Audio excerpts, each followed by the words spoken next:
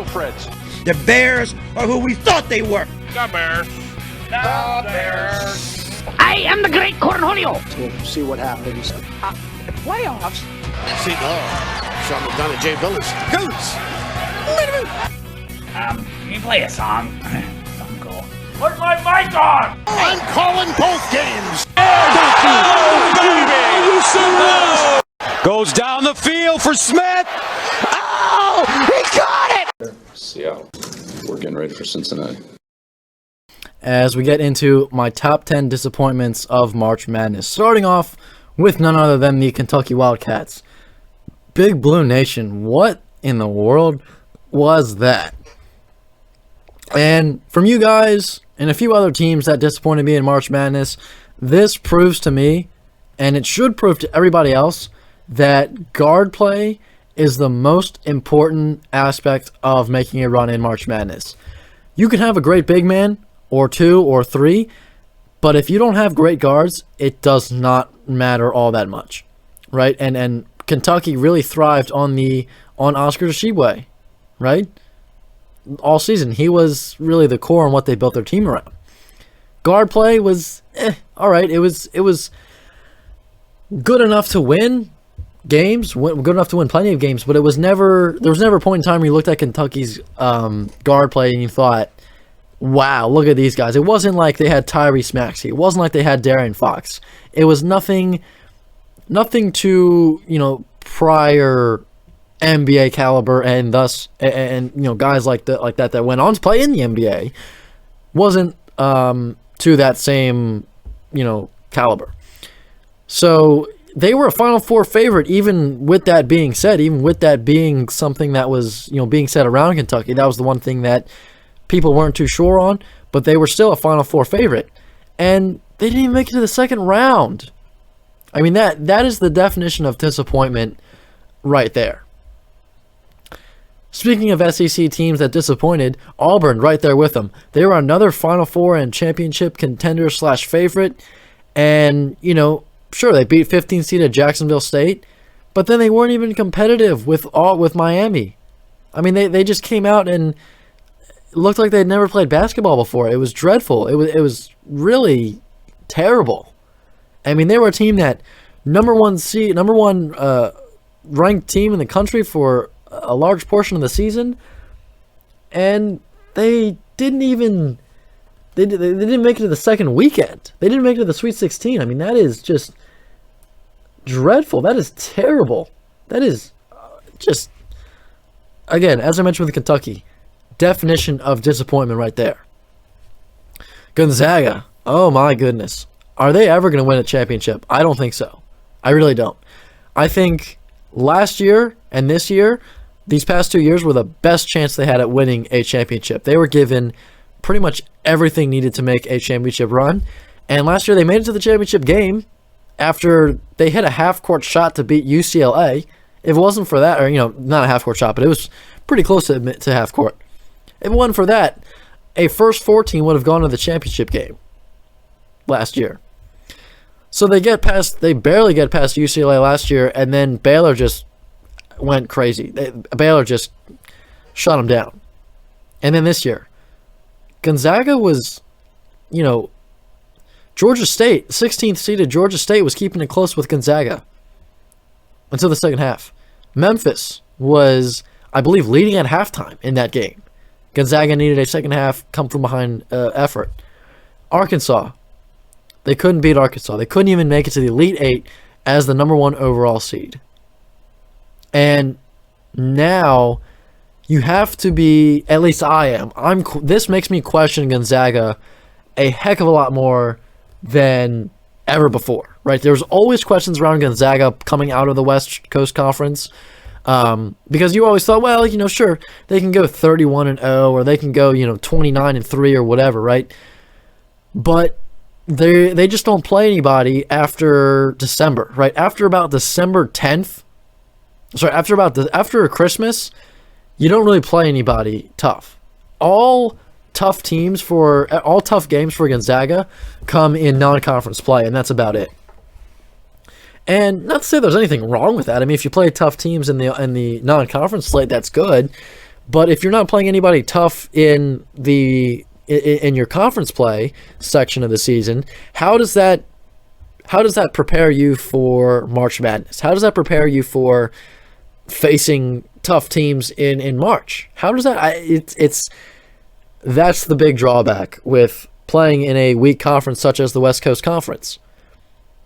And that's kind of been the narrative against Gonzaga all, for the past decade. And I was just too foolish enough to say, no, Gonzaga's a good team, right? It doesn't matter what conference you're in. If you're a good team, you're a good team. Well, maybe that's not necessarily true. They didn't exactly look all that great, you know what I mean? And it wasn't like they necessarily lost a whole lot either. Sure, they didn't have Jalen Suggs, but they still had Drew Timme. They still had Andrew Nembhard. And by the way, they've got Chet Holmgren. They had Chet Holmgren this year, a guy that was compared to Kevin Durant so many times throughout the season. And Gonzaga just, to not be able to make it to the Elite Eight as the number 1 overall seed, this feels like a huge deal. Because if you can't win a national championship last year, and you're unable to even make it to the Final Four this year, I have to think to myself, what will it take for you to win a championship? What does it take? Because last year I think their team was better than this year, right? But this year's team wasn't too far off either. And, Mark Few's a great coach, without a doubt. But you can have a great coach, but not a great postseason coach. And that was, a large narrative around Maryland's last coach, Mark Turgeon. He was, good enough to have success in the regular season, but as soon as it got to March, that is when his teams crumbled. And on a larger scale, you can kind of say the same thing about Mark Few, where, sure, in the regular season they can win and they can dominate, but as soon as they get to the big dance and as soon as they get to the big show in March, things kind of fall apart a little bit, and that's pretty disappointing. And for them to be the number 1 overall seed and not be able to get to the,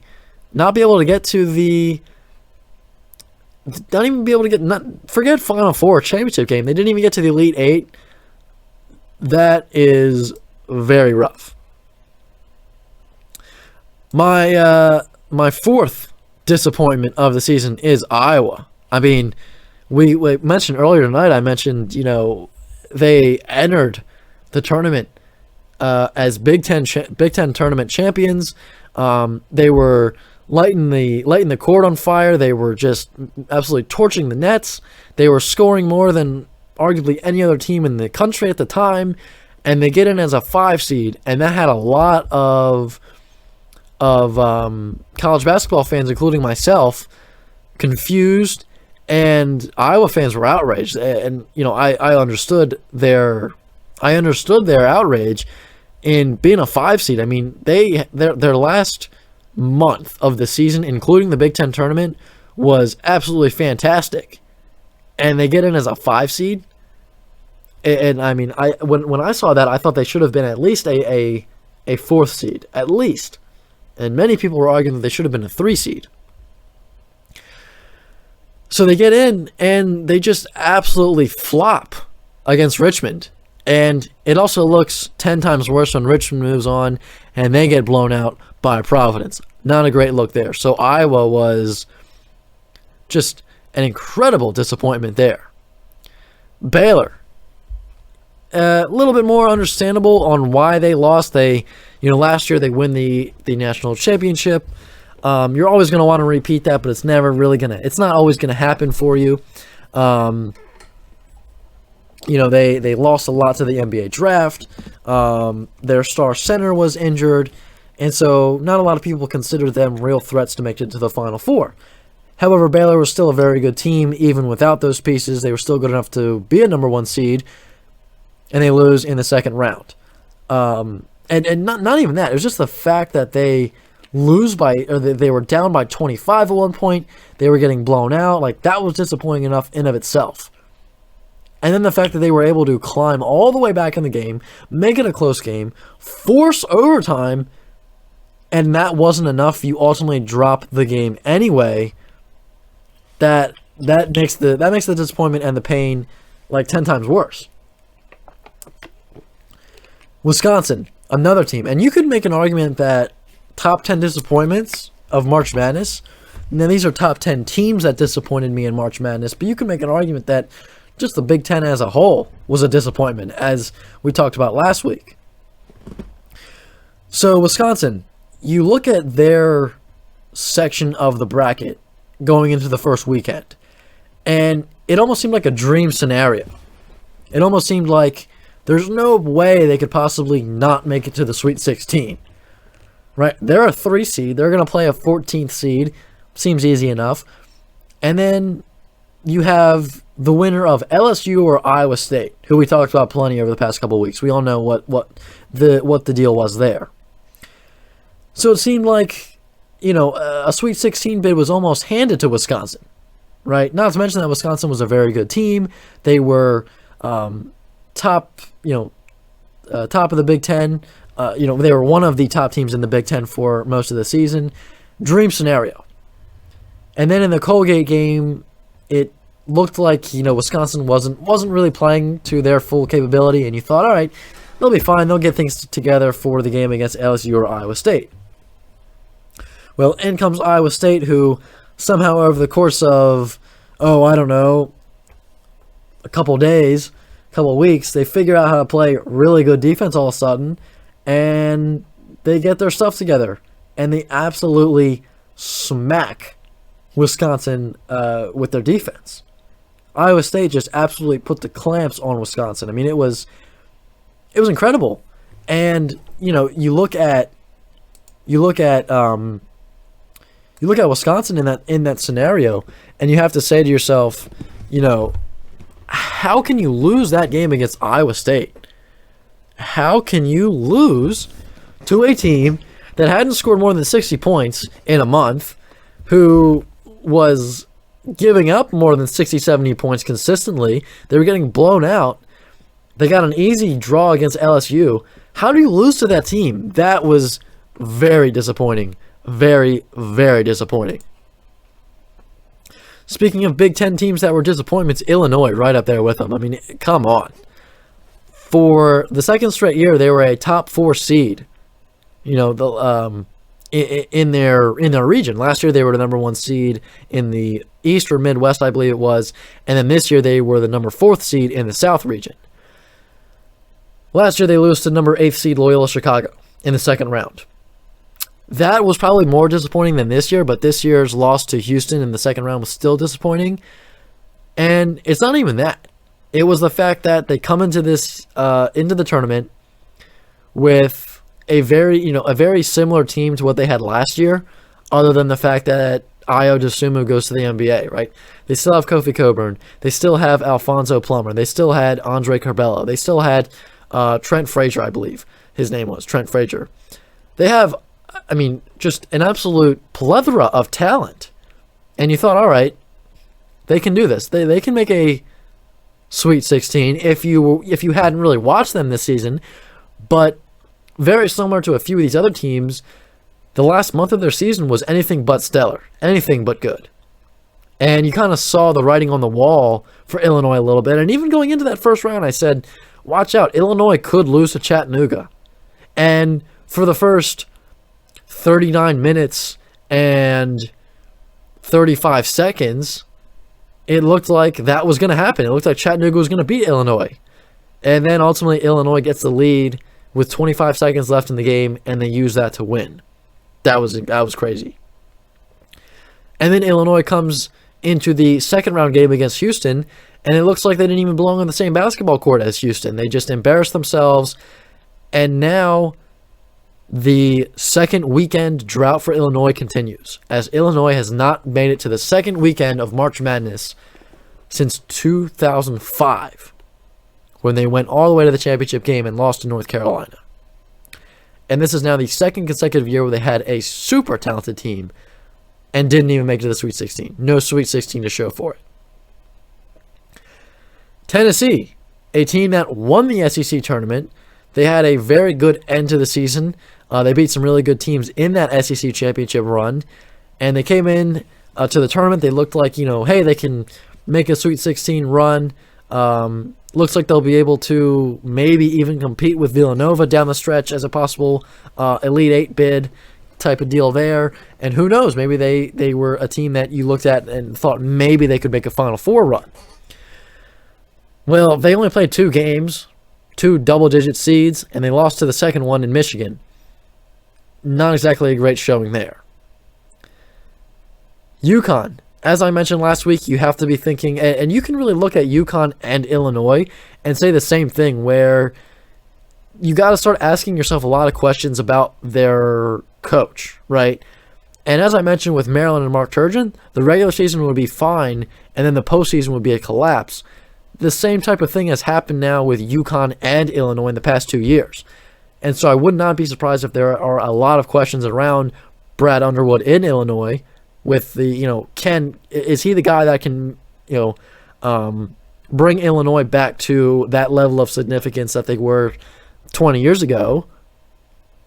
And I think you could say the same thing about Danny Hurley in UConn. Now, the second straight year that they have lost to a double-digit seed in the first round, they've, been, last year they were a 7 seed, this year they were a 5 seed, and they lose in the first round both years. And this year's team was better than last year's team, and nothing to show for it. Very disappointing as well. And then maybe a bit of an obvious one, Arizona. A championship favorite, and they didn't even make it to the Elite Eight. Now, hats off to Houston for knocking them out, but the writing was kind of on the wall after they almost lost to TCU in the second round, right? TCU almost beat Arizona, and for the majority of the second half, I thought TCU was going to do it. But Arizona, catches a few breaks on some calls. TCU had a couple guys foul out, and Arizona survives after overtime. A very, very great effort from TCU in that second round. But after that, you kind of thought, well, after the way Houston's been playing, at least myself anyway, I was going to that game saying I would not be too surprised if Houston were to knock out Arizona. And Houston played just as well as they did in the first 2 games, and that's exactly what they did. So Arizona is my number 10 disappointment of the season as it relates to top 10 disappointing teams of the season, of March Madness, I should say.